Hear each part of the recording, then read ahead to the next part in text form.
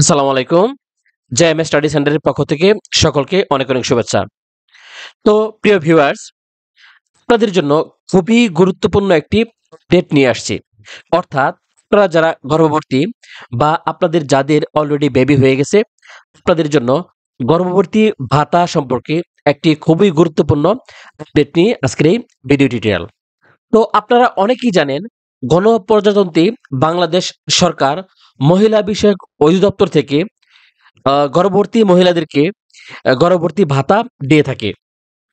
তো আপনারা অলরেডি অনেকেই গর্ভবতী ভাতা পেয়েছেন বা অনেকেই রানিং পাচ্ছেন।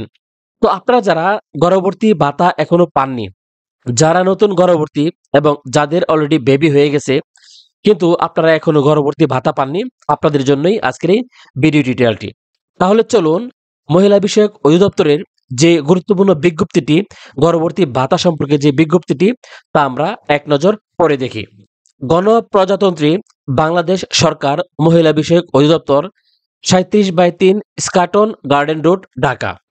বিষয়: মা ও শিশু সহায়তা কর্মসূচির আওতায় 2024-2025 অর্থবছরের ইউনিয়ন ওয়ারি উপকারভোগী নির্বাচন প্রসঙ্গে। অর্থাৎ 2024 এবং 25 সালে কোন কোন উপজেলার কোন কোন ইউনিয়নের কোন কোন গর্ভবতীকে গর্ভবতী ভাতা দেওয়া হবে সে সম্পর্কে এই বিজ্ঞপ্তিতে বিস্তারিত বলা হয়েছে। তাহলে চলুন আমরা পুরো বিজ্ঞপ্তিটি খুব ভালোভাবে পর্যালোচনা করি।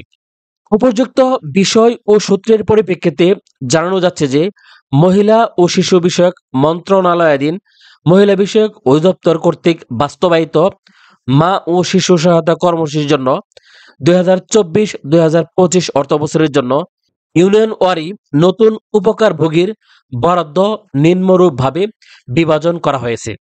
অর্থাৎ কোন উপজেলার কোন ইউনিয়নে প্রতি মাসে কতজনকে গর্ভবতী ভাতা দেওয়া হবে সে সম্পর্কে কিন্তু এখানে বিস্তারিত বলা হয়েছে। তাহলে চলুন আমরা বিস্তারিত দেখে নিই। প্রথমে রয়েছে ক্রমিক নং 1, উপজেলার সংখ্যা 183টি, ইউনিয়নের সংখ্যা 1530টি এবং ইউনিয়ন প্রতি মাসে বরাদ্দ 9 জন। তারপর রয়েছে ক্রমিক নং 2, উপজেলার সংখ্যা 9টি, লার্নিং হাব উপজেলা, ইউনিয়নের সংখ্যা 86টি এবং ইউনিয়ন প্রতি মাসে বরাদ্দ 15 জন। তারপর রয়েছে ক্রমিক নং 3, উপজেলার সংখ্যা 303টি, ইউনিয়ন পরিষদের সংখ্যা 2982টি এবং প্রতি মাসে ইউনিয়ন প্রতি বরাদ্দ 5 জন। সর্বমোট উপজেলার সংখ্যা 495টি এবং সর্বমোট ইউনিয়নের সংখ্যা 4598টি এবং সর্বমোট গর্ভবতী ভাতা দেওয়া হবে 3,59,640 জনকে। অর্থাৎ 495টি উপজেলায় 4598টি ইউনিয়নে মোট গর্ভবতী ভাতা দেওয়া হবে 3,59,640 জন গর্ভবতী মহিলাকে। তো আপনারা দেখতে পাচ্ছেন বিশাল একটা জনসংখ্যাকে কিন্তু গর্ভবতী ভাতার জন্য নির্বাচন করা হবে। অর্থাৎ আপনারা যারা গর্ভবতী বা অলরেডি বেবি নিয়েছেন, যাদের বেবি হয়েছে, যারা এখনো গর্ভবতী ভাতা পাননি, আপনারা কিন্তু এই গর্ভবতী ভাতার জন্য নির্বাচিত হতে পারেন।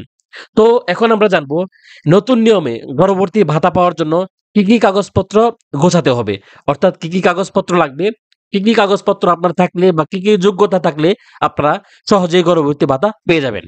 না টেনে পুরো ভিডিওটি দেখুন এবং ভিডিওতে ঠিক যেভাবে বলা হয়েছে সেভাবে আপনারা কাগজপত্র গুছিয়ে এগিয়ে যান, ইনশাল্লাহ আপনারা গর্ভবতী ভাতা পাবেন। গর্ভবতী ভাতার আবেদন করার জন্য অবশ্যই গর্ভবতীর জাতীয় পরিচয়পত্র থাকতে হবে, অর্থাৎ ভোটার আইডি কার্ড থাকতে হবে। অনেকেই জানতে চেয়েছেন জন্ম নিবন্ধন দিয়ে গর্ভবতী ভাতার জন্য আবেদন করা যাবে কিনা। আপনাদের প্রশ্নের উত্তর হচ্ছে জন্ম নিবন্ধন দিয়ে গর্ভবতী ভাতার জন্য আবেদন করা যাবে না। আবেদন করতে হলে অবশ্যই ভোটার আইডি কার্ড থাকতে হবে। গর্ভবতীর নিজের নামে অ্যাকাউন্ট থাকতে হবে, সেটা হতে পারে বিকাশ, নগদ বা রকেট অ্যাকাউন্ট। আবেদন করার পূর্বে গর্ভবতীর জাতীয় পরিচয়পত্র দিয়ে নিজের নামে একটি অ্যাকাউন্ট খুলে নেবেন, সেটা হতে পারে বিকাশ, নগদ বা রকেট অ্যাকাউন্ট। আবেদন করার জন্য স্বাস্থ্য ও পরিবার পরিকল্পনা দপ্তর প্রদত্ত ANC কার্ড অর্থাৎ অ্যান্টিনেটাল কেয়ার কার্ড থাকতে হবে। অনেকেই জানতে চেয়েছেন গর্ভবতী ভাতার জন্য কোথায় আবেদন করতে হবে।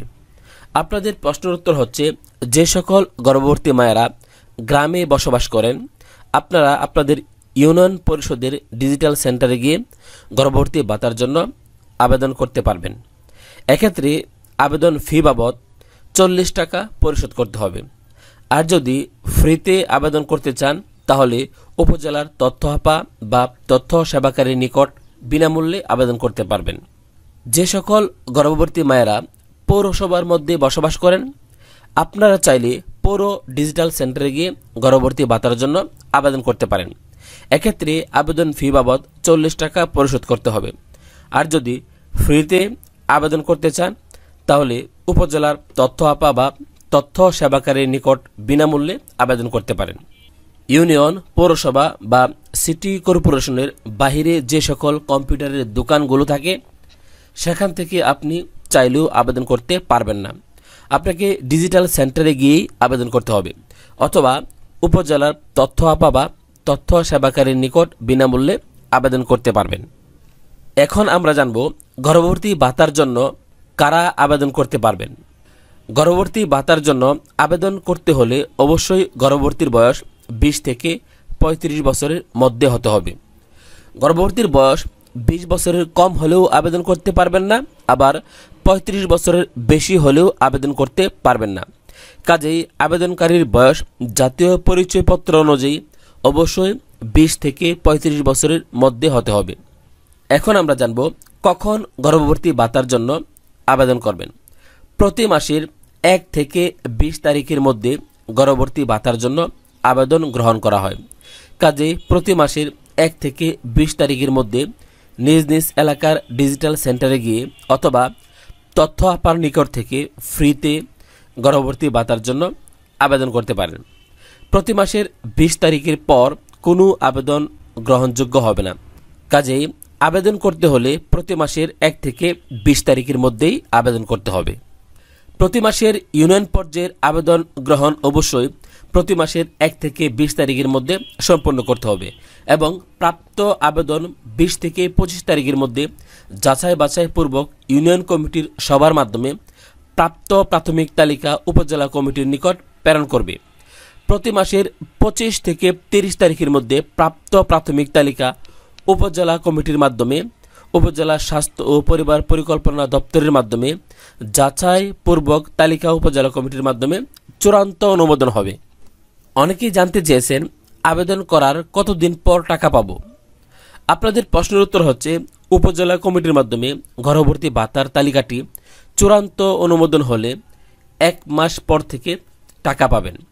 তো একটি বিষয় লক্ষ্য রাখবেন, প্রতি মাসের 1 থেকে 20 তারিখের মধ্যে আবেদন গ্রহণ করা হয়। যারা চলতি মাসে আবেদন করতে পারেননি তারা পরের মাসে আবেদন করতে পারবেন, কোনো সমস্যা নেই, কারণ প্রতি মাসের 1 থেকে 20 তারিখের মধ্যে নতুন আবেদন গ্রহণ করা হয়। শুধুমাত্র প্রথম এবং দ্বিতীয় বাচ্চা নেওয়ার সময় গর্ভবতী ভাতার জন্য আবেদন করতে পারবেন। তৃতীয় বা চতুর্থ বাচ্চার সময় গর্ভবতী ভাতার জন্য আবেদন করতে পারবেন না। অনেকেই জানতে চেয়েছেন গর্ভবতী ভাতার জন্য প্রতি মাসে আবেদন করতে হবে কি না। আপনাদের প্রশ্নের উত্তর হচ্ছে, গর্ভবতী ভাতার জন্য প্রতি মাসে আবেদন করতে হবে না। একবার আবেদন করলে 3 বছর টাকা পাবেন। এখন আমরা জানব গর্ভবতী মাকে প্রতি মাসে কত টাকা ভাতা দেওয়া হবে। গর্ভবতী মাকে প্রতি মাসে 800 টাকা করে ভাতা দেওয়া হবে। এভাবে একজন গর্ভবতী মা 36 মাস পর্যন্ত গর্ভবতী ভাতা পাবেন। অর্থাৎ একজন গর্ভবতী মা 3 বছর পর্যন্ত গর্ভবতী ভাতা পাবেন। 3 বছরে সর্বমোট 28,800 টাকা ভাতা পাবেন। গর্ভবতী ভাতার জন্য আবেদন করার সময় আবেদনকারীকে 4 থেকে 6 মাসের গর্ভবতী হতে হবে। অর্থাৎ যখন গর্ভবতী ভাতার জন্য আবেদন করবেন তখন আপনার গর্ভের বাচ্চার বয়স হতে হবে 4 থেকে 6 মাসের মধ্যে। গর্ভের বাচ্চার বয়স 4 মাসের কম হলেও আবেদন করতে পারবেন না, আবার গর্ভের বাচ্চার বয়স 6 মাসের বেশি হলেও আবেদন করতে পারবেন না। কাজেই আপনার গর্ভের বাচ্চার বয়স যখন 4 থেকে 6 মাসের মধ্যে থাকবে তখন আপনি গর্ভবতী ভাতার জন্য আবেদন করতে পারবেন। গর্ভবতীদের ভাতা সম্পর্কে কোনো প্রশ্ন থাকলে কমেন্টস করে জানাবেন। আপনাদের প্রতিটি প্রশ্নের উত্তর দেওয়ার চেষ্টা করব।